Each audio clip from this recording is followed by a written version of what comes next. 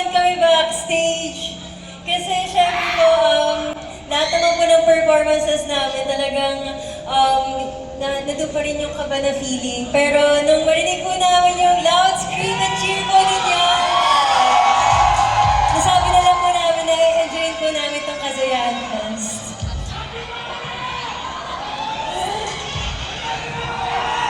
Ano kayo? Actually, masaya tayo. Actually, nung pagkakit namin sa stage, for sure na feel nyo rin na naiiyak talaga everyone. Kasi, actually, hindi po namin expect na ganito po yung karaming tao yung pupunta. Knowing na galing pa po sa malayong iba, yung iba, busy for sure. Pero binigyan niyo po ng time yung kaya ngayon. Kaya maraming salamat po!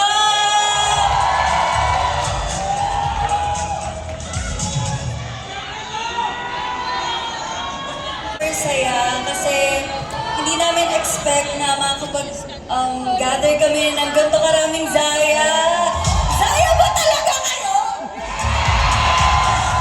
Sige nga, anong title ng recent release namin? Tulog. Tulog. Mali.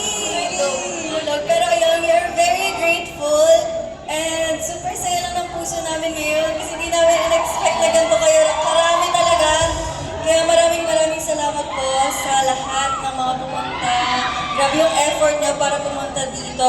Sa mga nakipag-agon po ng tickets online. Ayan, kita-kita kayo. Thank you guys so much. We love you all. Love you guys, mali ako na tayo on. Para makita rin tayo. Ayan.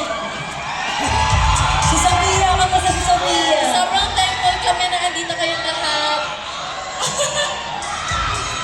Ayan, we love the closeness talaga with Zaya. At dahil nandito na rin naman tayo with about feelings and emotions, para sa inyo naman po, ito, another question, individually, o diba, isa-isa na naman. Ayan, individually, ano at sino ang ang Zaya para sa inyo? Si Sophia na pa sa Sophia. Bakit ako? Hindi, syempre yung Zaya talaga, hindi na, actually, it's more than just a fan base already. Sobrang family na talaga to, as in. So, sobrang thank you for being here kasi tulad ng sinabi ng mga members, di talaga namin in-expect na ganito kayo kadami. And sana andito lahat! Sana walang naiwan sa labas! So, ayun, salamat po for being a family for us since day one. Maraming salamat, Zaya. I love you all! Para sa akin, yung Zaya, savior namin. Sobrang, ako akala nyo sinisave namin kayo, pero mas sinisave nyo kami.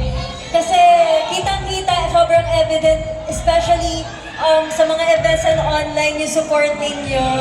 Thank you sa pagpapromote ng Hulog!